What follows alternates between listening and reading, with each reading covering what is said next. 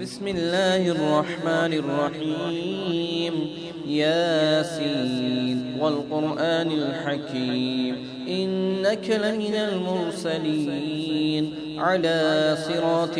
مستقيم تنزيل العزيز الرحيم لتنذر قوما ما أنذر آباؤهم فهم غافلون لقد حق القول على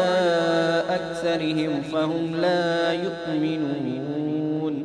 إنا جعلنا في أعناقهم أغلالا